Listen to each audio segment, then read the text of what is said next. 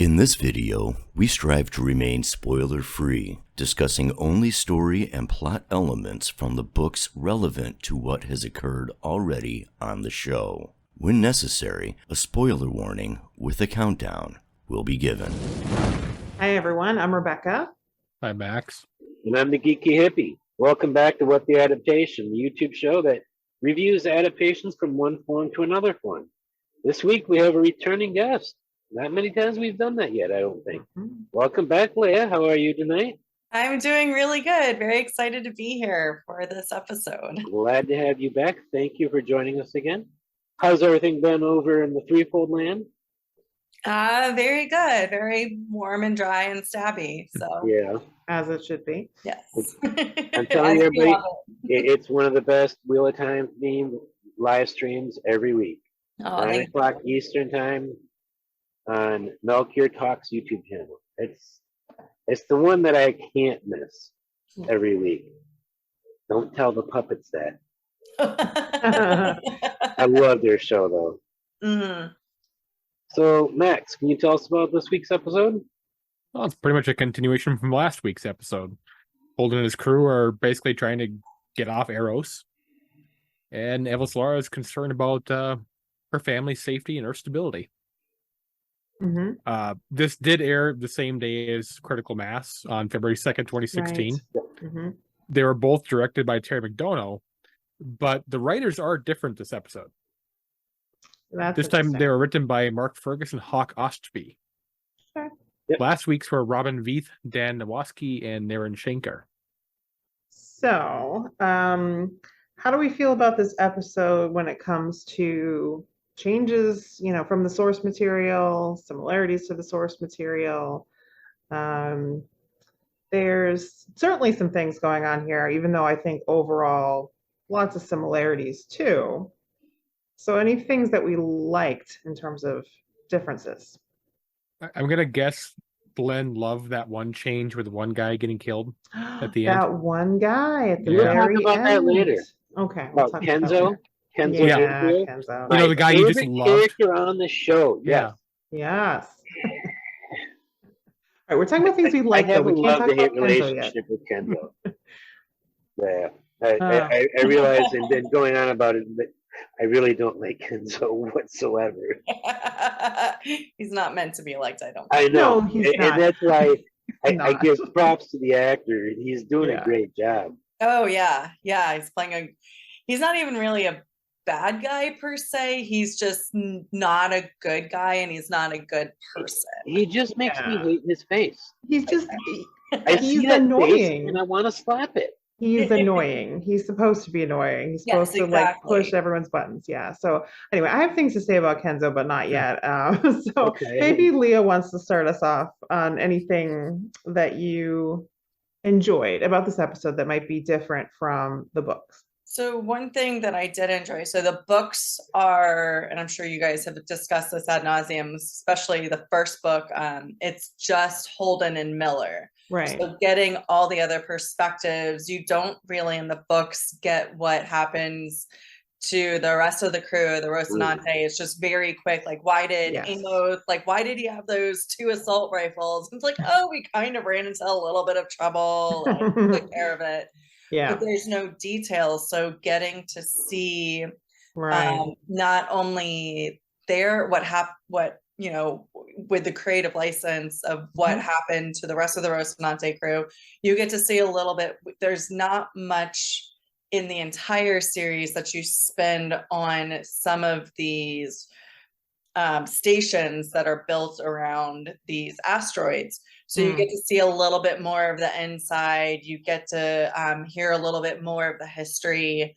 So I really enjoyed that as well. It gave, and it is very rare that a TV show actually adds to the source material without significantly deviating. So I loved that aspect of it. Yeah, that's a good point, because you're exactly right. Of course, when they are keeping us so strictly in Miller and Holden's POVs, and especially in this part of the story, they're together. So it's like, it's an odd thing at this juncture, and we get these several other characters they're separated from, and we're like, well, what happened, and it might increase the tension a little bit of like, well, are they going to stay or are they not going to stay, because we don't know until they show up at the Roci. But yeah, it was good, and I liked those additions of just what's happening with Sematimba and Naomi and the little girl and all that. It's beautiful. Yeah. To quote Josephus Miller, that is. Josephus. That's his first name. No joke. That's his first name is Josephus. Okay. But I'm just using his line at the end when he saw what's her name, Julie, and it's actually Amos that he's staring at. It's beautiful. Beautiful. And then Amos, you guys look like shit. Which is like almost cut and paste from the books. So yeah, true, it is. Yeah. In the book, it's Jesus, Captain, you look like shit. Yeah, exactly. Yeah, So and but now he's like, no, yeah, Miller, you too. Okay. All right. So Max, what else do you think worked well in this episode? That was a change. Well, the episode in general just didn't really care about things that changed because they were just good. Okay. So there was nothing that was bad about it, but a few changes I may have noticed were just irrelevant. Okay. You didn't think it affected the... No. Yeah. I see that kind of point when it comes to, because, okay, so if we look at what the book material was, it's basically Miller and Holden as they're, making their way back to the Roci after they get radiated. Right. And, a lot of the... through in a weekend, it gets a little dreary. A lot of the beats are not exactly the same, and it makes sense to me that they are streamlining it because, as you said, Leah, they had to add in the other perspectives, the other half of the story of what's happening in there, and we have to check in with Avasarala too. Not even half; it's 3/5 of the story. Sure, if you want to get technical, but anyway, the one thing I'd add about like the radiation sequence of them trying to get back, I would say like I preferred that in the book versus the show. Okay. And I think there's only so much you can do to portray that how they did in the book. You to mean, the point where I liked it more in the book versus the show. You mean the part like where they're actually like dealing with radiation sickness? And then trying to make their way through everything. Like in some ways I like that more in the book and just how it was done. I mean, there's because they can get in their heads more. I find that hard because a lot of what was in the book was all in their heads, so that would be hard to communicate. Exactly. And then there's also, I think, a gore level that, especially being like at that point, it was just on sci-fi. So like them starting to puke up blood or like start bleeding blood. Exactly. That's just not good. Or talking about like, God, I hope I'm not sloughing off the lining of my stomach now. I guess the way I put it is like gross crap in these chapters. Like the way I put it is like it felt more visceral in the book than on the show, but they can only do so much on TV, especially on network TV. Yeah, don't eat during these passages of the book. That's all I gotta say. Yeah, they did add in a little beat in the show that may help explain how and why they were toning that down. So they added in a little bit of they break in and get some medicine. They didn't do that in the book. No. There was no medicine whatsoever, so they're just dealing with it as it comes. And that drug is real. The one that they settle on, I looked it up. I'm like, oh wow. Yeah. In the Navy, we carry them on board our ships just in case we get a nuclear attack on us, and then it gets administered to the whole crew. So what was it called again? The things you have to think about. I don't remember. I'd have to go back and look. I'd have to look at it too. Yeah. Iodine is also what they're giving to everybody in line. Those with probably the exact same guns the military uses, because it's just to the neck, nothing. Except they weren't really giving them iodine, but Right, but that's and you can drink iodine, you can take iodine pills different ways, but it does like help absorb and neutralize a little bit. So, and even just like a freshwater decon helps take the surface amount off. And there, actually in the books later on, it does talk about like I won't get in that because we don't want to Yeah. spoiler it, but Amos does talk about like it's fine if it gets on your skin, but if you inhale it, like Right. Yeah. But the one thing, getting back to the Expanse, that I do love about the Expanse is the authors are amazing at some of these factual things. So like a lot of the radiation treatments, a lot of the effects. So it's very scientifically accurate for these days. And then they just expand a little bit off of what future science might be able to do. Like, so if you got radiated today in our current world, they would in fact be fucked. So it'd be a Chernobyl, like basically most of those people that got irradiated at Chernobyl in that HBO series where you saw them going through very graphically the effects of radiation poisoning, that where you die slowly over days, weeks, months. That would have been them, but because future world, they have the right meds. So they just have to take cancer treatments, and then Miller is concerned about losing his hair, and that's why he has a hat. So whatever. And Holden has sperm somewhere else in the system. In Montana, and I don't remember the other. I don't know. Might have been Luna. I don't know. I don't remember. In the book, he says that he has his sperm back in Montana. For some reason, I want to say Europa, and I don't know why. I don't even know if they have anything around Europa or on Europa in the books. I was going to mention that chances are they all take like iodine pills daily, anyways.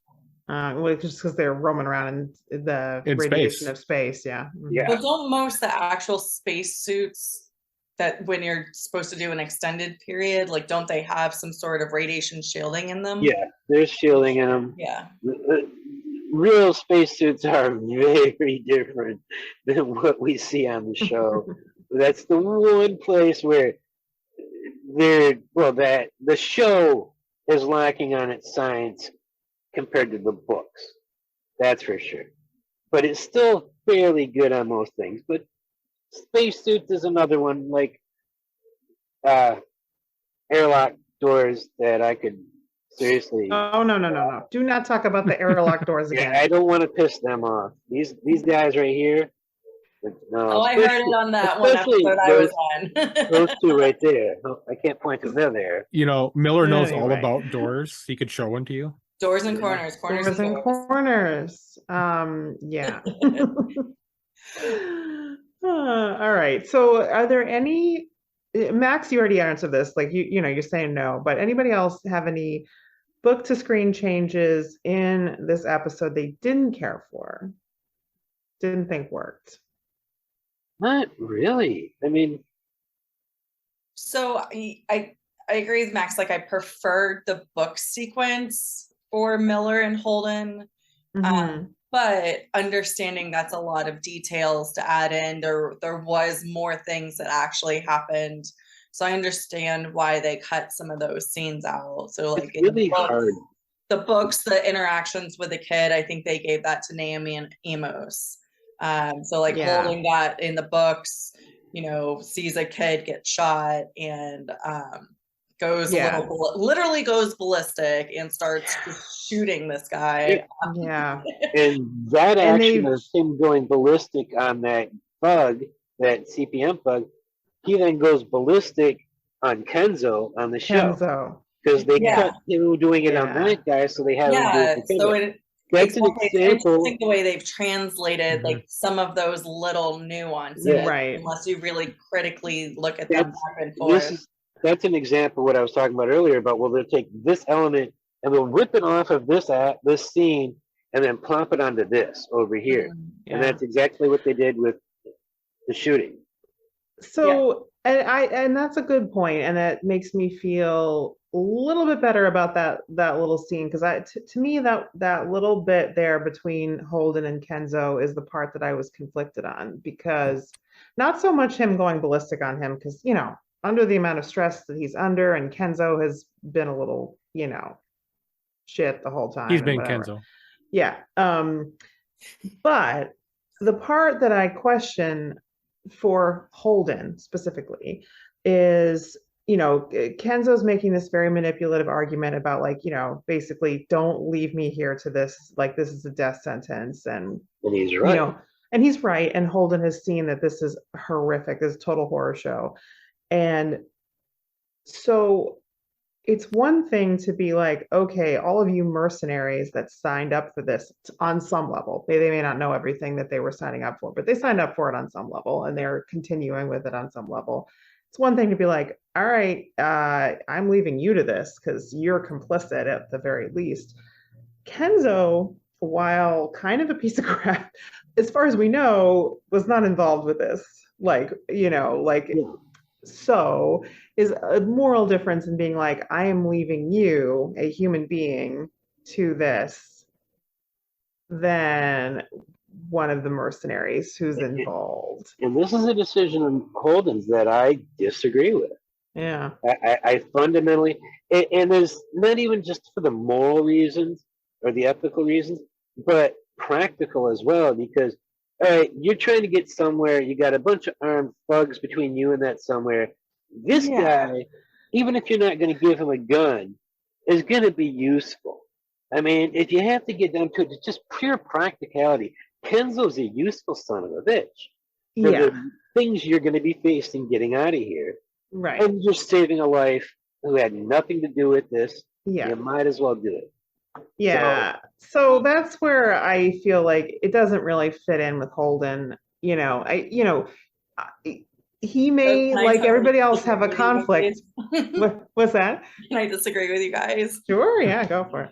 So I think, especially after, like, right now, probably in the past couple of hours, his crew has almost died so many times, and Kenzo was a major part in that. Oh, true. And Holden, like, I don't know if Holden necessarily associates Kenzo with the people, like maybe Kenzo is just like the mercenaries, like not necessarily involved with this whole science experiment, but obviously somehow connected to the protection of Julie Mal's body. So somehow he's like, I could see Holden mentally, especially in the moment, connecting that, has just seen a whole bunch of vomit zombies. Also, I love that they're calling them vomit zombies. Yes. In both the book and the show. And it's just a lot. So he doesn't necessarily know if Kenzo is infected or if this is part of a larger plot going on.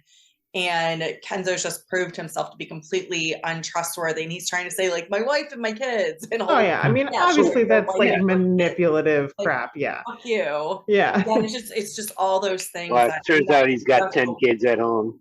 Yeah, just in that stressful moment, like, can push you over the edge. And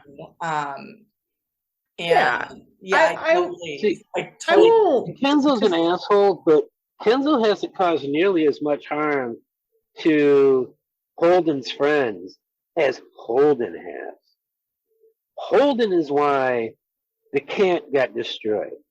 If Holden hadn't sent that on the show. Well, and Holden eventually does start dealing with those emotions. That's more in season 2, and then also more in like season 2 once they start crossing over a little bit more into the second book. Like that's a little bit where like Holden does start dealing with those emotions. I'm just trying to show that. But also Holden's more harmful to his friends than Kenzo has. But Glenn, you gotta acknowledge the intent is important, okay? Because of course, yes, the whole thing and every crappy thing that's happened to them, you can say, oh well, it's Holden's fault because he logged the call. And it's not even really Holden's fault. It's Holden reacting the way Holden would to situations that people like Kenzo are putting him in. He could never have anticipated anything like that. So it's not like he was taking any kind of a risk thinking that stuff like this would happen.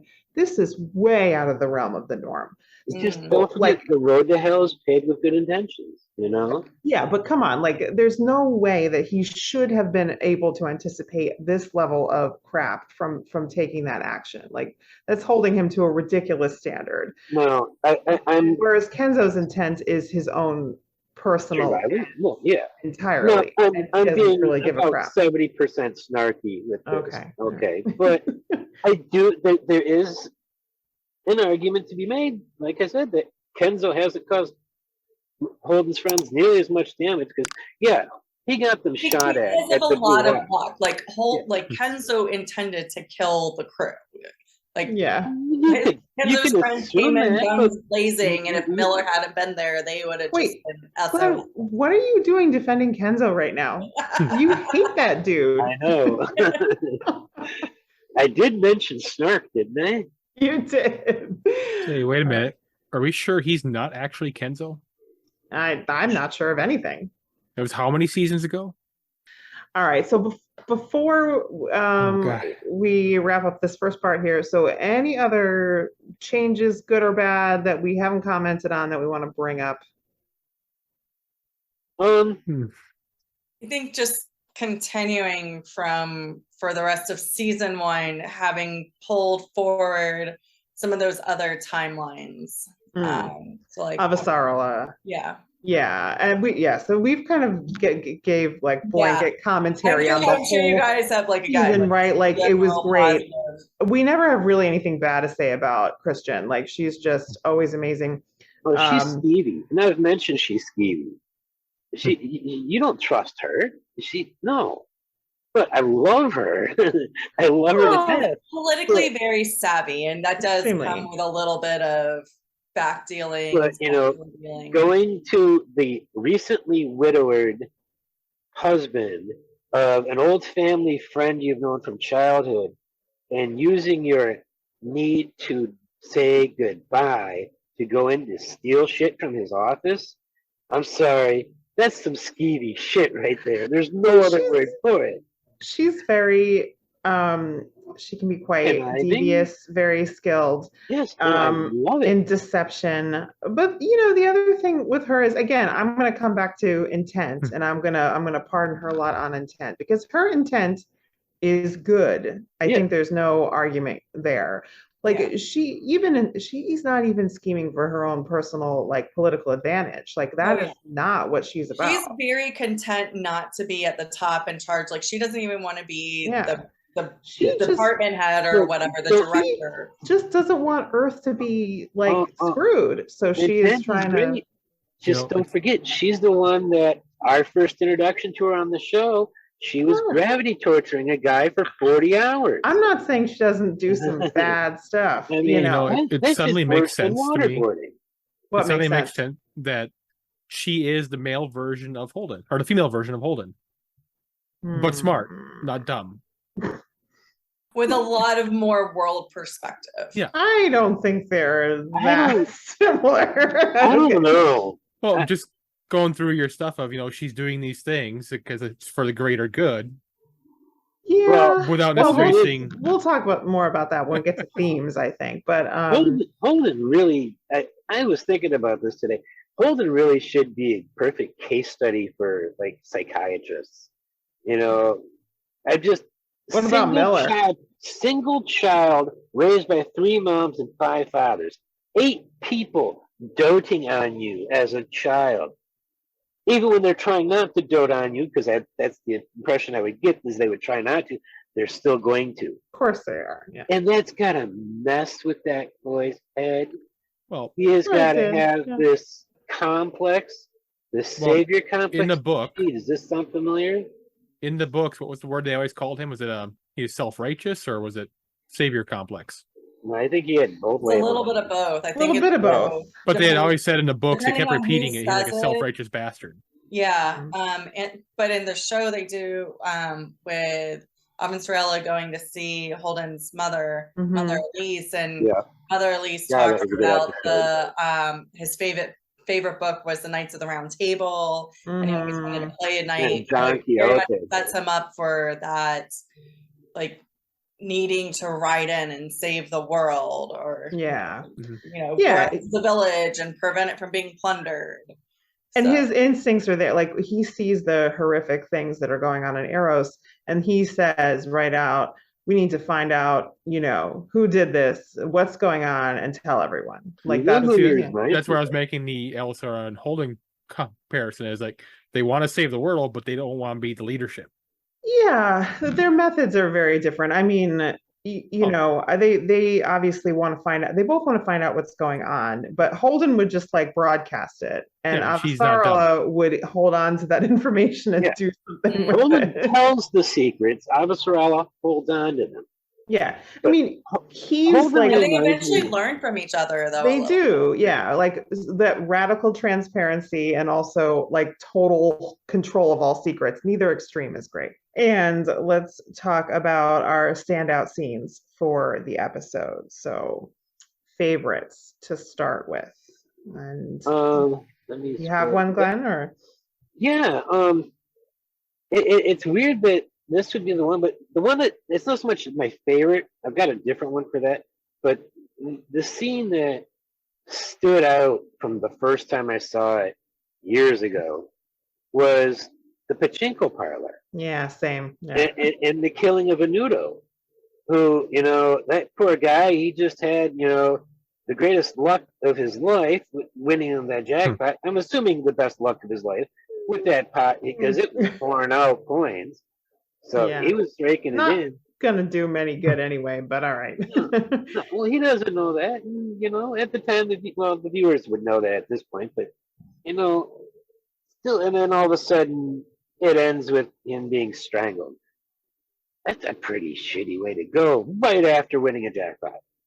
You know, it's like, oh, you know, it's just like, he was gonna die anyway, so probably a little less painful. A little more painful, actually. It might have suffered even more having a Julie Mao done on him. I think, that scene for whatever reason, and there's a lot, you know, that went in going on in that scene, but that was the scene that stood out to me too, for sure, when I first saw this episode. And was one of the things just from the first season that I definitely remembered, like Holden and Miller in the pachinko parlor. Definitely a standout scene. So I can't argue before Anudo comes in. Yeah, totally. He was just the icing on the cake. Mm-hmm. Yeah, I mean, he's just really, you know, it's Holden. He is killing someone at that point. He's making that decision, and we know that is a very significant decision for him because of the conversation that they've just had, you know. So I also really loved pretty much everything with Naomi and her party. Yeah, I thought just the entire set of sequences was a good little story arc. Mm-hmm. And I was kind of ecstatic watching the xenomorph version of the protomolecule reach down from the sky and grab Kenzo and yank him up into the air. Yeah. It reminded me of the Aliens.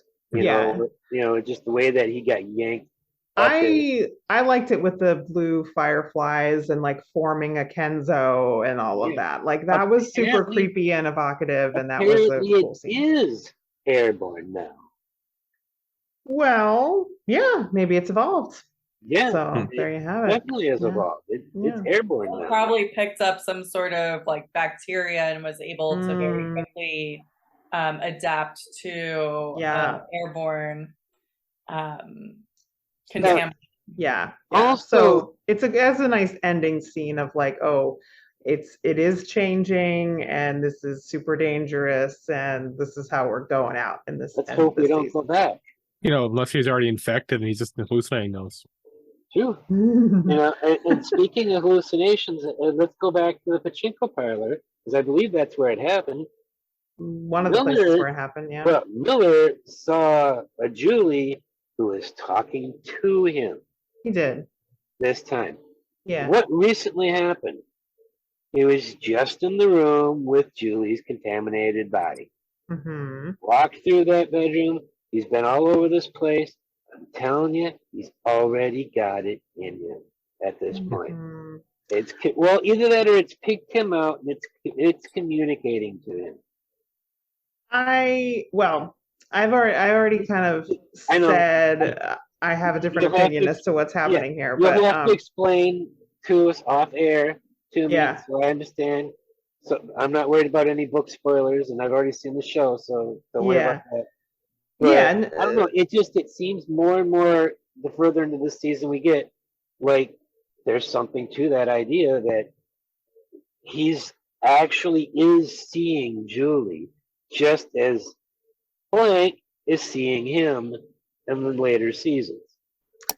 Yeah, I don't think it's the same because I don't think the protomolecule is the same. Like what happens later is a very different stage of the protomolecule than what we're dealing with here. So I don't think it can be the same because the protomolecule isn't the same.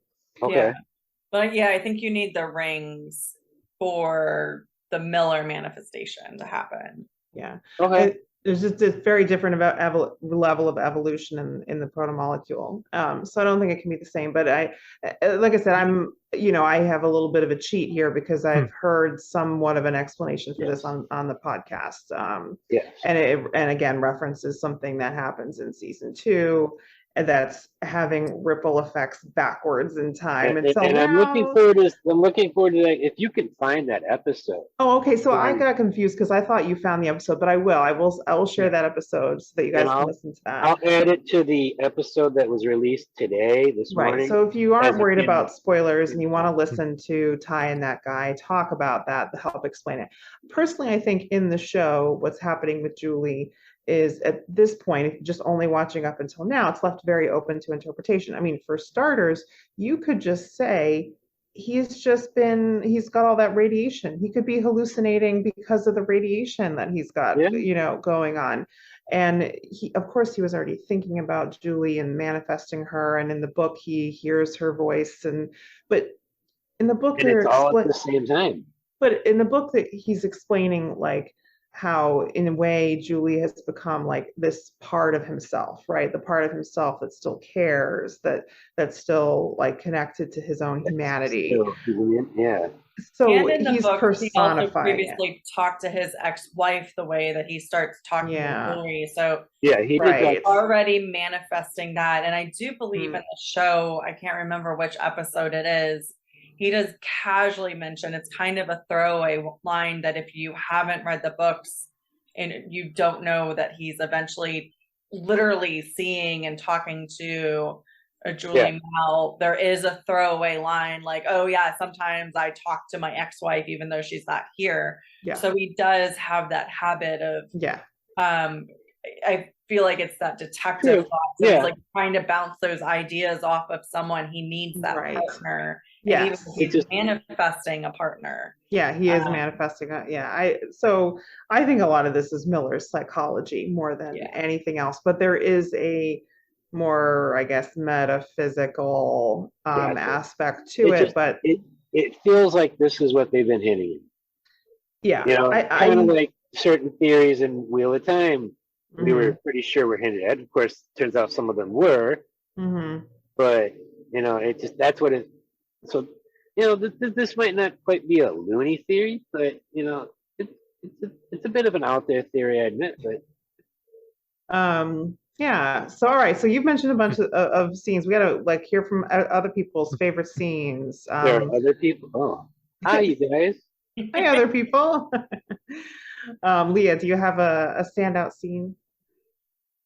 So, standout from one of the first times that I saw it is connecting back to all of the mercenaries and the gangs that have left Ceres and other stations, and Miller's able to finally take vengeance for oh my god, I just blanked on his partner's name. Oh yeah. Havelock, thank you. Yeah. I was like, Holden's wrong. Holden's a completely different character. It's a different age character. So he's able to avenge this almost murder of his partner, who he had been completely ignoring because of the investigation that he was doing with Julie Mal. So he takes the opportunity to and this is something different in the show than in the books, and it kind of gives you that satisfaction. He had it coming. And that whole situation just is very different than it was in the books. But I missed it the first 2 times that I watched the show because I wasn't connecting that big guy that Miller just offs. I think that's Kothari. Easy to miss that, actually. because there's just so much that happens, and that's like I think episode 3. It's way back, at this point, and so much has happened, and they don't spend a lot of time on this guy. Like you kind of get 1 or 2 flashes of him. You actually see him, I think, in like 3 or 4 episodes. Yeah. But it's all like on video footage of him somewhere else. Really quick, yeah. You know, like when Anderson Dawes shows him the hand terminal, and when Pilat's at that house, you see him on the hand terminal, which is a totally different episode than when he spikes Pavlok, which is a different episode than when he's on the recording, which is like last week's episode, you know, saying I'm moving on to bigger, better things, you know. So it's like spread out. It's like 4 episodes, but it's all like 5 seconds. Yeah. In each of them. And I'm like, okay. Well, and he's just gone all murder hobo on several people in this episode that we're discussing, episode 10. So it's easy to just be like, when he crashes on the floor of the lift. Do you think, like, there's a reason, I'll explain it later. When Miller was trying to rile up the thugs, do you think Kothari recognized him? No, because otherwise I don't think he would have gone. You know, I had to wonder because he kept looking at him, and I'm like, well, maybe I don't even think that guy knows that Miller was. True. He might not. Partner, so I just don't think he connects the dots on that because he wouldn't. They never really had any interactions with respect to that, as far as we know. Very good point. I hadn't thought of that. Thank you. All right, Max. What else? Anything you want to add? Fortunately, Glenn already took the scene. It was the Kenzo scene at the end. Yeah. That was the one scene. Dude. It was the scene that, like, throughout the whole series, like, I want to see season 2 now. Yeah. No, it's a really good ending scene for the season. I totally agree. I mean, it's, you know, creepy as the various stuff going on. Like, that's its own thing. But all of a sudden, you got this ghost-like thing coming up, and then a tentacles come and grab the guy. Yeah. It's like, pretty okay, awesome. I gotta see what happens in season 2 now. Yeah, what the hell? What is happening with this thing? That was a good way to leave. I can't really call it a cliffhanger. I mean, no, it isn't. It isn't. It's a hook. It leaves you with a good hook. Yeah, it's a really good hook. It's not a cliffhanger. So, all right. So, I mean, I agree with things that have been mentioned, and there's actually a lot of really great scenes in this episode. Oh my gosh. But the one I'm gonna mention is one because I kind of should have mentioned it when we were talking about book to screen changes. But basically, if we look like towards the end of the episode, when Holden and Naomi are reunited and they have a scene. This is very different than what happens in the book, because in the book, the scene when they're back on the ship is Miller overhearing. So awkward. So awkward.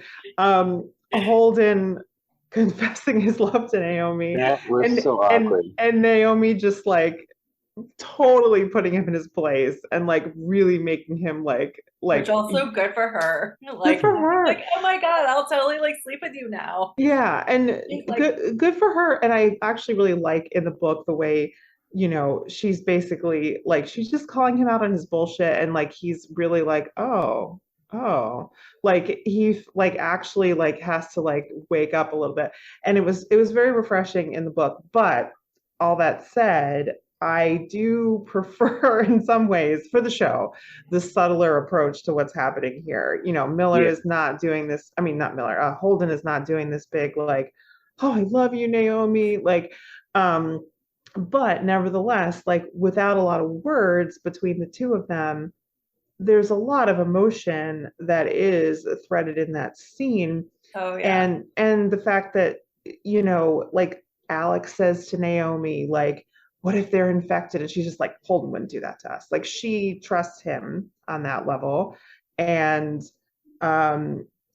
you know, and the way he's just looking at her, like taking her in and, you know, noticing like some of what she's been through. And then, you know, like she's saying we should have saved more, and he's like, we will, and takes her hand. Like there's just a lot of like really much nicer, subtler, you know, interactions in that scene. It's a big change from the the book, which is why I should have mentioned it before. But also just a very nice scene. So I'll make that one.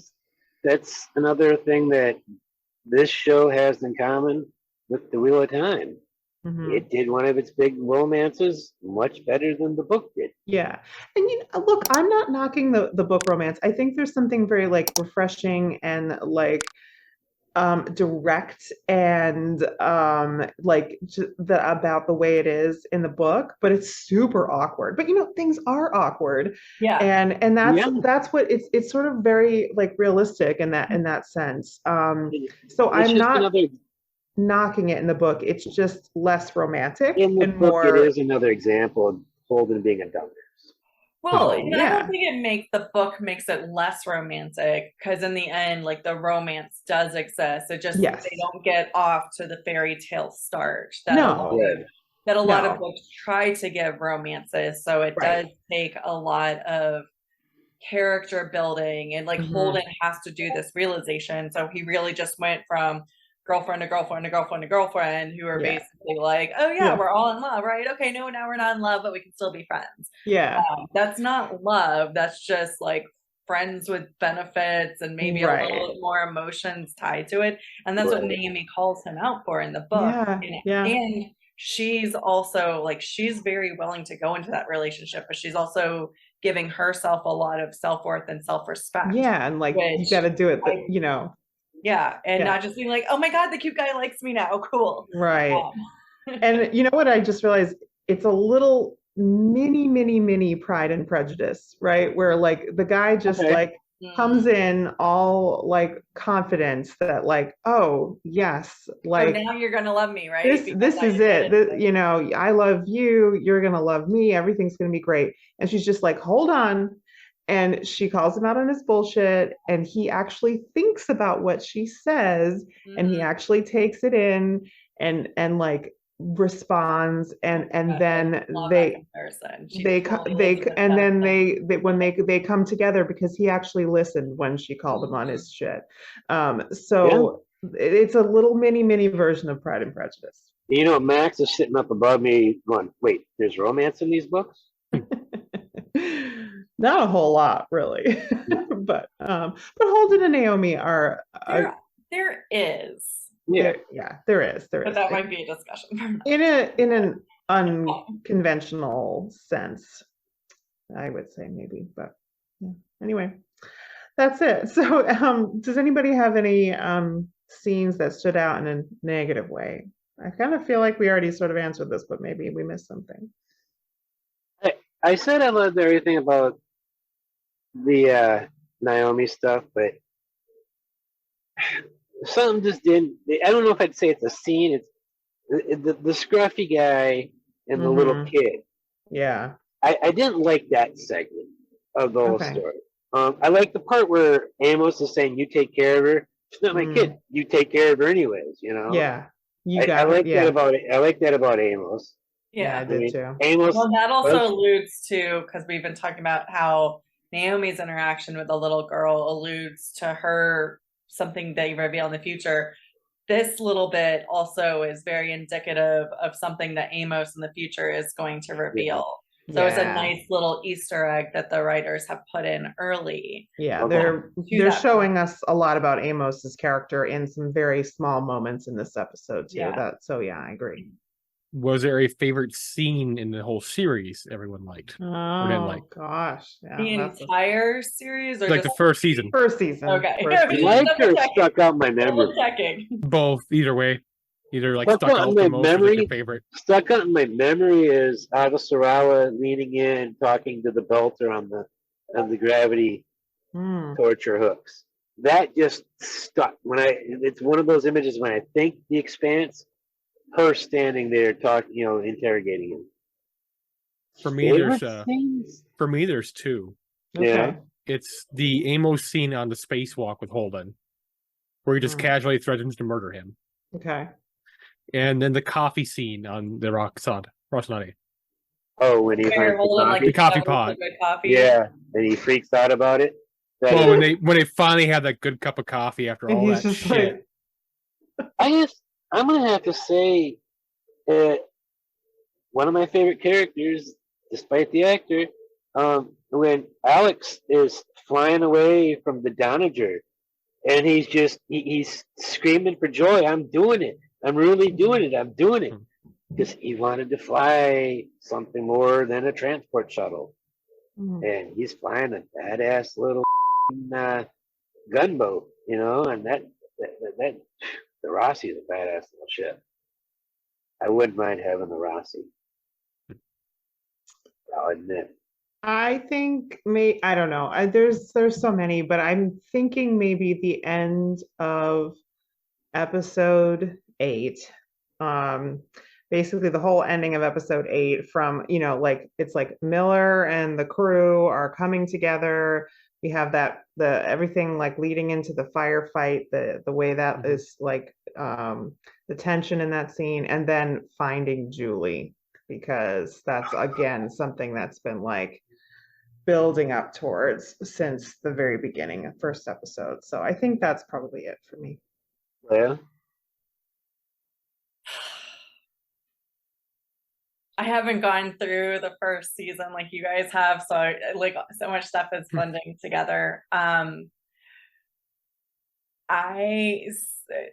It's not really a scene, but just as the crew is really finally in the series coming together, because in the books they're very on board with each other from the beginning. So the series created and we discussed this on the episode that I was on previously, like I understand why it was interesting for TV to create the tension, but where they just really start unifying, and I think it's after the Donager. So when they get on the Rocinante and they're like, oh shit, we're in this together, like we like figure it out as a team.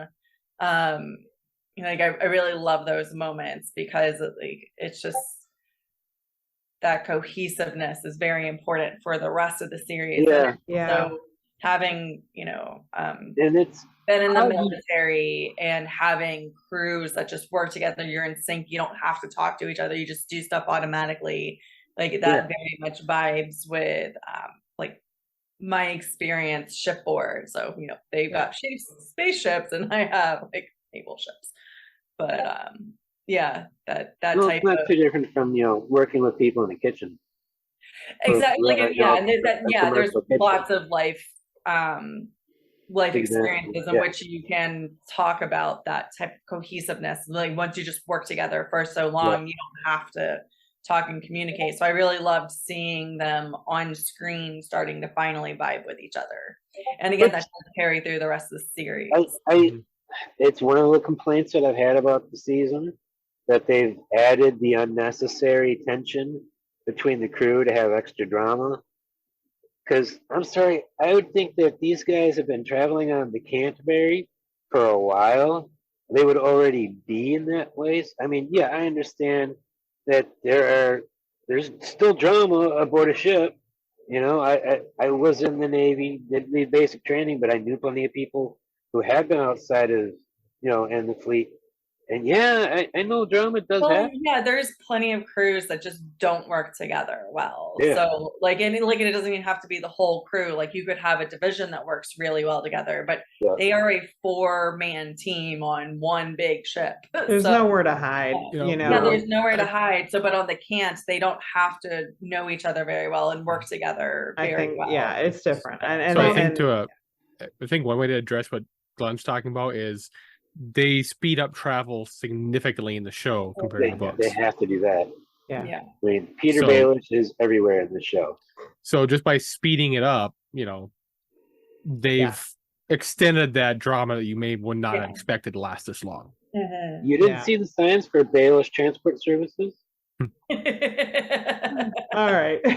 So I think real quick before this next part ends, let's do some actor shout outs before, if we have any that we want to. Who's our standouts in this episode? Sure, of course. Always in the zero position. I do think she was doing a real masterclass in this episode, though. I think in that scene with Errinwright, where you know, he is trying to manipulate her, and she is just subtly indicating that like she's aware, you know, of what's happening. And then when she's on the roof with her husband and, you know, making it clear like she's going to play a familiar role, you know, the stubborn old woman who's out of touch. And she's brilliant. She's great. I want to just point out, playing Errinwright, is Sean Doyle, who's just freaking brilliant. He's good. At all the tiny little ticks that his face does, and he's so good at being somebody I want to hate. He did it on Star Trek recently. Yeah. And he was hateable on Star Trek. Yeah. He's Also, really good. This might surprise you guys. I want to give props to Elias Tufexis. I think that's how his name is pronounced. That's Kenzo. Kenzo, yeah. I hate Kenzo, but this dude just did it so well this episode. Yes. But the top prize goes to Thomas Jane. Yeah. I mean, he had a great partner to act off of with Stephen Strait. I kind of feel like you can't mention one without the other in this episode. But like it's the two of them. This, for me, feels that, Stephen Strait was great, and I'll give him props too, but this feels like it was Thomas Jane's episode. I wouldn't disagree. Yeah, like I said, to me, they're a pair. I think Thomas Jane and Stephen Strait are a total pair throughout the episode, and both of them, you know. You know, the only thing I'm kind of surprised, like I would pick Amos for this as well as that. I'm surprised Glenn hasn't mentioned about what happened to Simatimba in this episode. Yeah, we haven't talked about that. I think we're going to talk about it in terms of themes. At least I'm going to bring it up. But Kevin Hanchard, I would say, was pretty good, you know, but not enough to be a spotlight. You know, I only do a couple. Yeah, it's all overall. Like I think you just hit like all of them, and then again, terrible with names. The woman who plays Naomi, just Dominique Tipper. Yes, thank you. Like the level is the first time you really see her frustration at her lack. Like I know how to figure this out, and just shut up for a second and let me figure it out. I know where we're I'd have to taking charge, and I'd have to put it. Now that I think about it, I'd have to put her up there. Not quite where I'm putting Thomas Jane for this episode, but pretty close. Higher than anybody else on the list. Yeah, she's really good. So I mean, we're basically kind of calling out a lot of the cast here, but it's a strong episode for quite a number of characters. But we want to talk about themes. Yes. Yep, and I got some stuff, but I'll let you guys all go first. Make sure I'm not stealing people's. Okay. Anybody want to go first, or do you want me to? I think an easy one is escape. And escapism, because they're literally just trying to get out of this bad situation. So I think even when you get to the Earth portions, like there's a lot of like, she's telling her husband to escape Earth because Earth is not going to be a safe place to be for a while. So a lot of it is just getting out of situations that you're in and trying to get to safety. Right. Being around her is what's more dangerous, I think, than being on Earth. Because but the likelihood of needing her family to escape that. Get away from her. Yeah. So the point's the same. It just there was a tiny detail. Yeah. I wanted to clarify. It's not the physical manifestation that is happening on Eros, but it is like they're. It's definitely there. Escape to a place of safety. So I think another theme is sort of articulated by Kenzo actually, when he talks about how that, you know, Holden knows that a person can be pushed to a point where they'll do things that they wouldn't normally do. And so I think that there's putting a gun to Amos's head. Yeah. But I think we see that in various ways with just the whole situation on Eros, right? Everybody is being pushed in this situation because it's one of the more extreme situations one could imagine. Yeah, it's so unprecedented almost. Yeah, absolutely. So I think you can certainly look at that, Holden in that very moment when Kenzo is saying that is doing something that he probably wouldn't normally do, which is like, kind of lose it and start firing at Kenzo and say, he's leaving him there and all that. So those are somewhat out of character for him, but he's being pushed to that point. Even, he's just killed someone, which he, hasn't done before. So those kinds of things. And somewhat, I guess, related to that for me, but is different perhaps, is it's all these moral arguments, right? Then that maybe take on a different, people might look at certain moral questions differently when they are pushed to the brink. And there's different things that are going to push people to that brink. So, this is just hinted at, but when there's what's that guy, horrible guy, Dresden is talking about Julie, and he's like lauding her, like, she touched the unknown, and her father would be so proud of her and all that stuff. And he says this little line, which seems kind of like a little throwaway, but she's going to save us. And so we don't really know what he means by that, but it's a little hint, at least, that he's at least telling himself that whatever they're doing is something they have to do, that he's seeing it as you make a justification, when you do these extreme things. Everybody justifies what they're doing. And so I think you can look at what's happening there. We don't know what his supposed justification is, right? Nothing has been said about what does he think that she's saving them from and blah, blah, blah. But look at what they're doing. Look at the extreme way that, totally depraved way that, human beings are behaving here. And I think it's safe to look at what's done on Eros and say, doesn't matter what you think you're saving people from, saving anyone from. Like, there's nothing that justifies doing what they're doing there. But that's my opinion. That's a moral calculation. And the point being that people make different moral calculations depending on, what's pushing them. Anyway, I could say other things, but I think to me that was probably the strongest theme in the episode.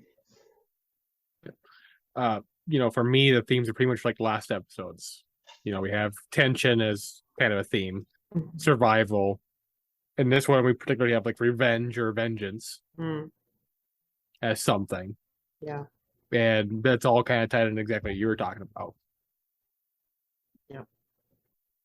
A lot of go ahead. I was going to say, overall, it's kind of like theme light. Okay.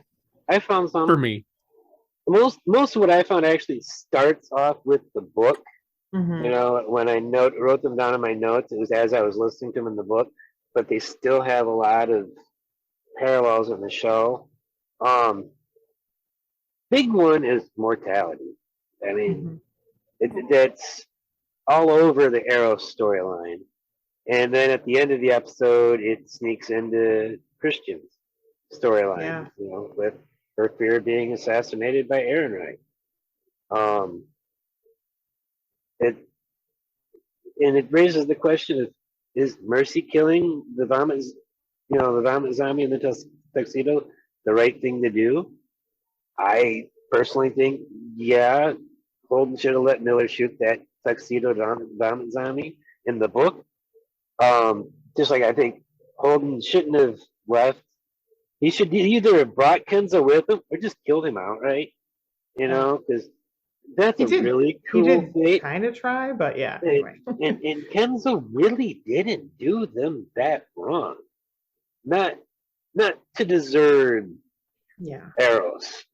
No one. Well, the point is, I think that no one deserves Eros, right? Like that again. Dresden does. Yeah. Well, he created it, I guess, but I mean, there's no excuse for it, right? And but also, like, I don't think Holden knew. Like, he knew there were going to be bad consequences. I don't think he knew the extent of those consequences. He couldn't say for sure that there was no escaping, right? That these people were done for forever, right? He doesn't, there's a, the list of saw things what he did to Julie. I know, but the list of things he knows is this long, and the list of things he doesn't know is practically infinite. So, I mean, you know, he's operating with Holden. He just does things without thinking about them all the way through. He does, but and yeah. without understanding the full implications and the full consequences. Yeah. There's some interesting themes going on in the show and in the book dealing with human psychology. First off, how willing the average person is to do exactly what the person that appears to be in authority tells them to do. Right. Oh yeah. And this whole thing of mentality people, and that ties in directly to something else that goes with the whole idea of having authority over others. I couldn't get the Stanford prison experiment out of my head watching this episode. 1971 experiment. I don't know if they're for the viewers out there that don't know. They took some volunteers, and one group of volunteers were prisoners, and the other group were the prison guards. And within 2 weeks, they had to cancel the program because the prison guards were becoming abusive, literally abusive, both physically and emotionally and verbally, for the people that were assigned prisoners. So I think this is really interesting, but I also just want to mention for anyone who is like further interested, there's a great podcast called You're Wrong About that digs into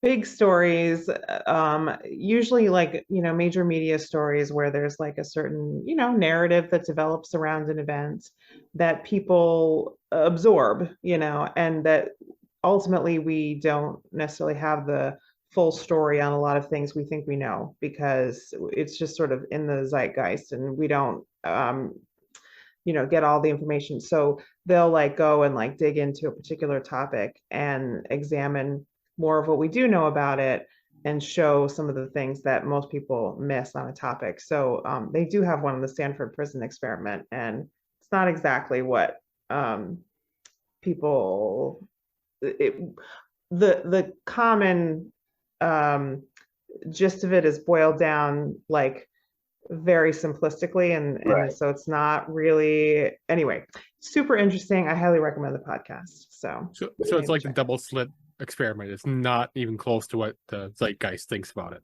Right. There's a lot of things. There's some other psychological experiments that happen, and like I've actually like done one where when you go into the elevator, especially if there's not double doors and you just start facing the wrong way, and especially in tall buildings, like people will get very confused and start turning around with you.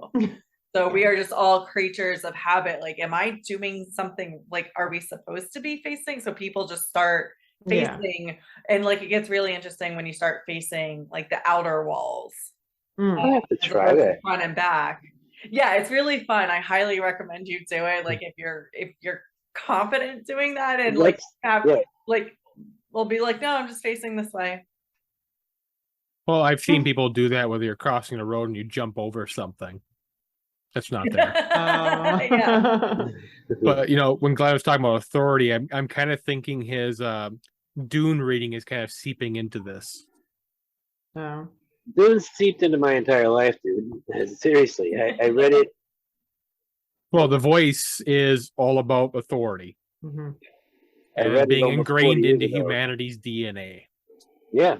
Well, yeah, and you're just also trained that like certain people who wear certain uniforms, like if you see a firefighter and a firefighter's telling you, you're like, okay, they know what they're talking about. I'm gonna go do what the firefighter does. Like a doctor, I know a doctor is supposed to be the expert on my health, so I'm gonna do, even though sometimes that's not always true.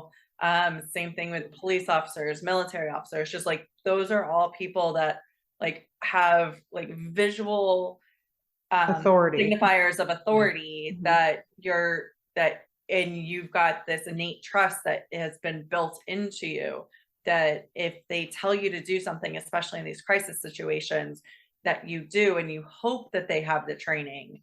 So the irony of the books is they put a whole bunch of like thugs in these uniforms that don't have the training. And I can't remember if it was in the show as much as it is in the books, but I know Miller's POV in the books said, yeah, like you give a whole bunch of people all these weapons and riot gear and like 1 week of training, and they think they know how to go control a group of people who are just chaos, and they literally start beating up people and shooting them. Yeah. Like, but you're expecting those people to be able to calm. Like I know in like a lot of the training that I received was how to calm down a crowd without they don't have any that sort of physical force at all. So it's your tone of your voice, like how you stand. There are methods of doing that. And you just are training. That reminds me of a joke regarding a guy in a doctor's office. Doctor comes in, does a proctology exam, he leaves. The nurse comes in and says, "Your doctor will be in 5 minutes." Such a bad joke, but that's terrible. Yeah, that's terrible. Mm-hmm. Let's see, what else did I have here in my notes? Side note, I pointed out the proto molecule does get airborne now at this point. It's evolved clearly. And I noticed armor doesn't protect well. That seems to have been played out in like numerous chapters of this section and like numerous points in this episode. Shoot at the neck or the neck or the leafing, the interweaving, in the belly or something like that, or like under the side of the belly is where he shot the one guy. So like, it just makes me think of stormtrooper armor. Why the hell did they wear it? Especially. Did you not notice Miller's armor after they got into the elevator? No, I didn't pay it. He had like a dozen giant dents in that thing from bullets. Oh, nice. When he turned his back, there's like literally 6 bullet holes. This is what saved that dude's life. The guy who shot the kid that Holden tried blowing away, it was his armor that saved his life. But quite often you see in movies and TV that armor does no good. Like I said, stormtrooper armor against Ewoks. Explain to me how they lose. It's plastic. Because they died from the cuteness overload. Obviously, must be. They were not trained for that. Okay. None of us are trained to handle that cuteness. people in this show were full of surprises. Naomi, knowing how the OPA navigates the tunnel systems. Yeah. And eventually, they in later seasons / later books, her knowledge, the base of that knowledge does get explained. Right. So it might be surprising the first time you're seeing it on the show, because again, that wasn't in the books. That entire segment was on the book. They weren't making their way through that. We didn't see that. Yeah. But also, we've had hints that she might have had a history with the OPA in this season, so it's not a total out of the blue, Miller at first, when Holden first met them, kind of seemed calm, maybe a little goofy, crazy, but calm, not just like really agitated. But then all of a sudden, this episode, he's going off, as Holden calls it, half cocked. Because everything has to be half cocked with you. So Miller is kind of an insane madman, unlike appearances. The book chapters really dig into Miller's psychology in some super interesting ways. And so I think it is an unfortunate reality that you can't get all of that across, in the show. Oh, it's so hard. Because there's a ton there. But it was kind of funny to watch Holden point that out, because of course he's been known to be half cocked on occasion. Yeah, especially in the book. When Miller is the one, then that Miller is not quite right.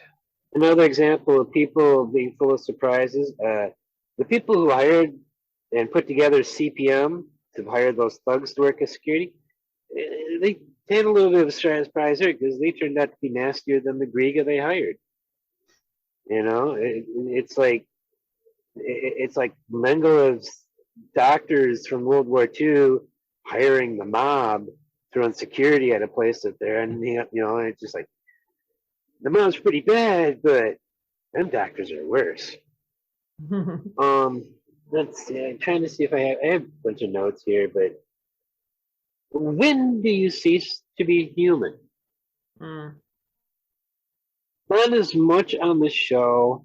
It was kind of left behind, but I think it's an important question, and I mean, to an extent, was shown on, they just didn't put it in words. It was never spoken anything about it, but it was just the way things were going. Like Holden kind of almost crossed that line with Kenzo, but he purposely aimed to miss. Yeah. But he wanted to just blast Kenzo away for the one event of him kind of almost getting them killed, but nobody got hurt. I hate Kenzo, but Kenzo just got played dirty by Holden, and I have serious issues with it.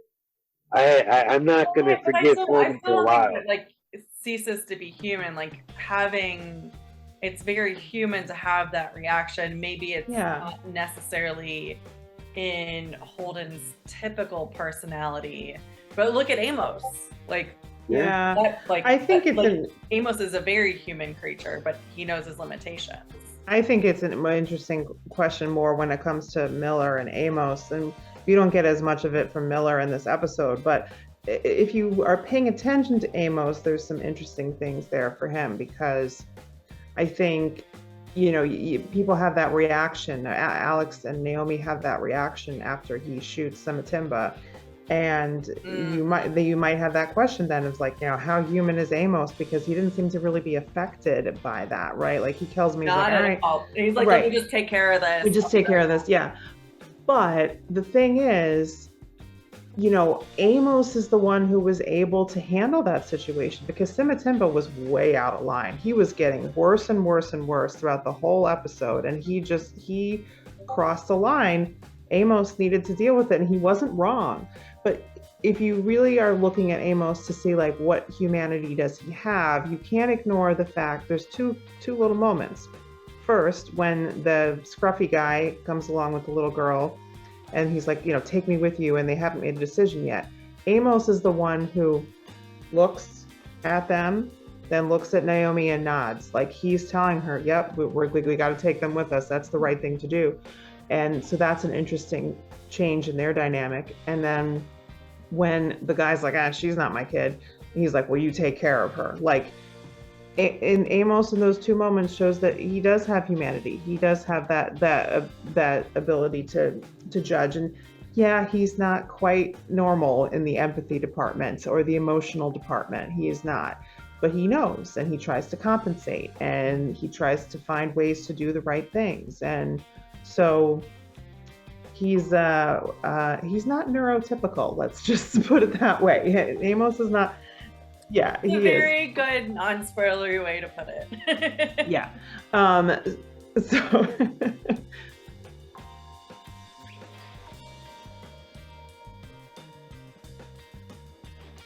Mm-hmm. Mm-hmm. Mm-hmm.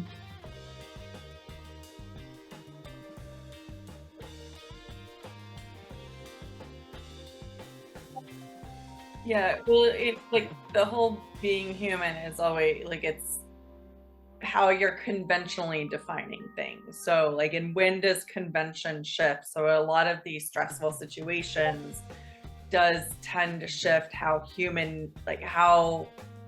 humans typically interact with each other, why they do things, and then the justifications that you have for it afterwards. So what would not be acceptable if you were just walking down a street, in situations like Eros become very acceptable. Yeah, absolutely. And then there's even the question of like, are the vomit zombies human? Yeah, that's where I initially thought you were gonna go with this. Yeah. Mm-hmm. Mm.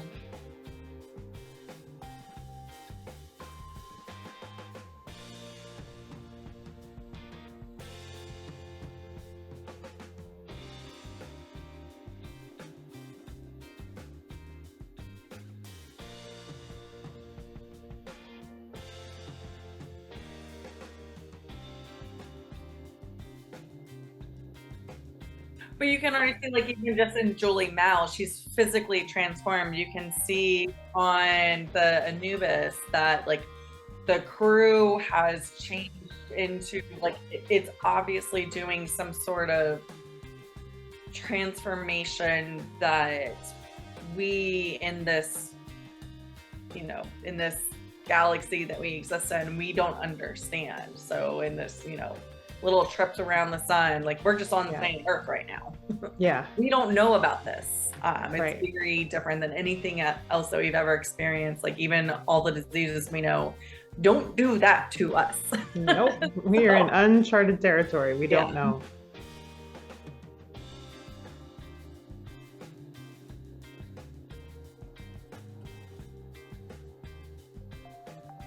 Mm-hmm.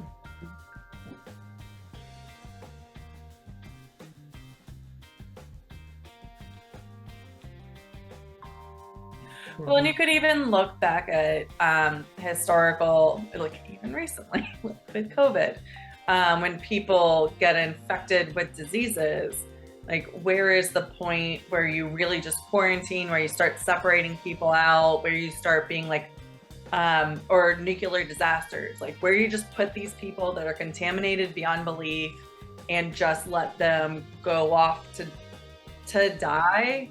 You know, again, depending on what area you're talking about, we've got more humane ways of treating it these days. But like the Black Plague, they would just separate people. The cholera, they would just be put in rooms together. Typhoid, yeah, like there's so many diseases throughout our history where people were just put in rooms to die. And then, you know, out of like some sort of self-sacrifice, like, oh, I might go in and attempt to treat them knowing I might get sick and die, but I'll at least bring them food and water. Yeah.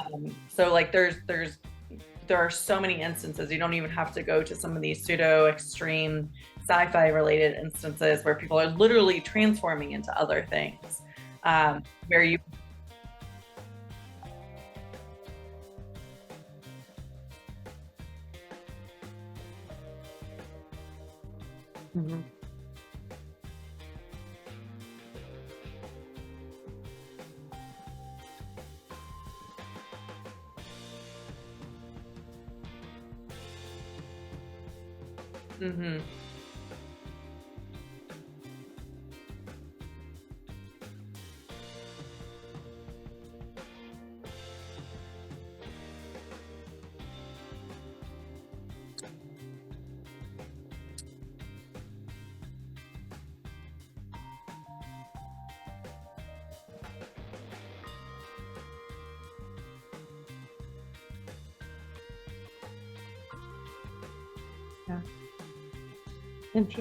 Yeah, very interesting. Yeah. All right. So who would like to do so we're rating the overall season on a scale of 1 to 10 or 0 to 10, whatever. Change how similar it is to the source material.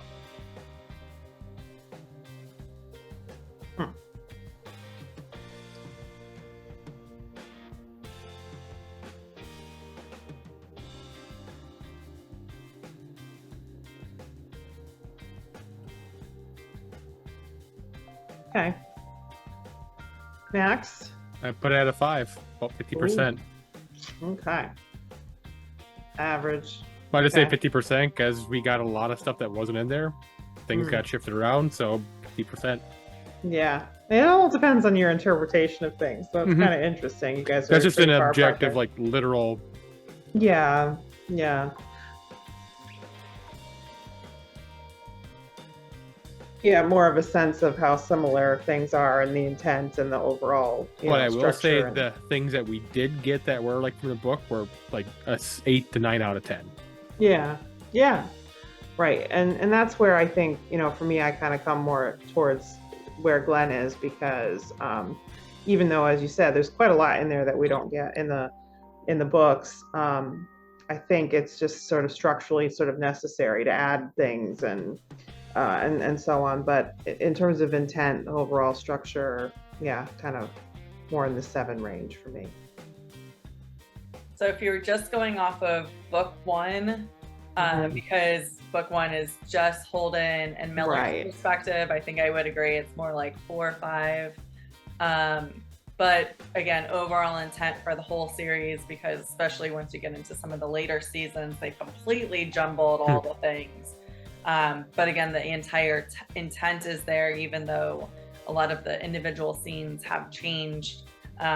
Like we discussed today, you know, Holden saved or saw a kid shot. It then goes, you know, literally ballistic on one of the mercenaries, but that scene transfers to something else in the show. So I think a lot of the intent is still there. So I would say like 7, 8 on the intent. Yeah, like with respect to the whole book series as well. Sure. Yeah, I think that's always important. The stuff that they pull in is like the all the Earthbound stuff and like some of the more stuff like that. It comes from later. Yeah, right. Those are scenes that happen in later books. Yeah, right.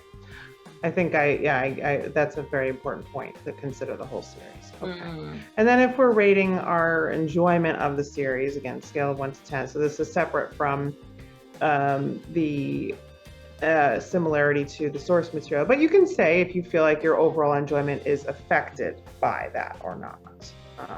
So starting with you, Glenn, again.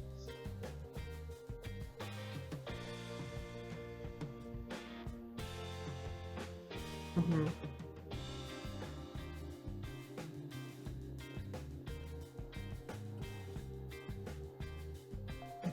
But we're not just not this episode. We're talking about the whole series, yeah, whole season. Yep. Yeah. Okay.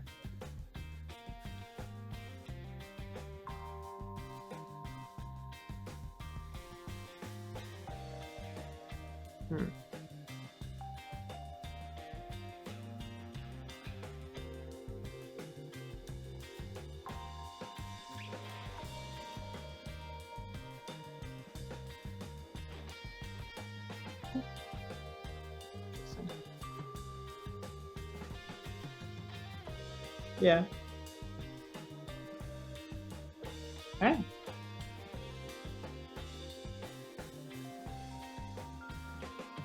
Max, how about you? All right. So first off, in the books, I hated the Miller chapters like the Holden. You did. In the show, I like the Miller, but not so big fan of Holden's side. Mm-hmm. So they swapped that way. So the first half of the TV show, I'd say like a 6. But the last half, like an 8. Okay. Is where I put it. So, and that kind of represents the Miller and Holden, and then the last half of the book is just better, and the last half of the series is just better. Yeah. Yeah, for me, I think my overall enjoyment is a 9. Really, really enjoy it. And I don't think I'm really affected so much by the changes. I mean, overall, you know, a lot of them make sense to me. I pointed out a few that, you know, maybe make a little bit less sense, or things I might like better in the book. It all kind of averages out, but I don't feel like it really affects my overall enjoyment of the series.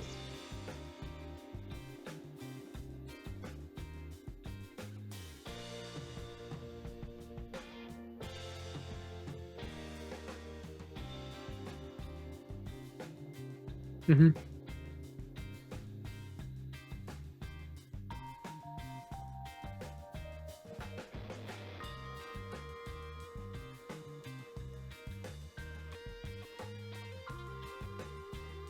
What do you think, Leah? Yeah, I saw the show first, loved the show, read the books. So, you know, the show's a 9.5 and the books are 15 for me. So. Nice. Yep. No, I think we better wrap up.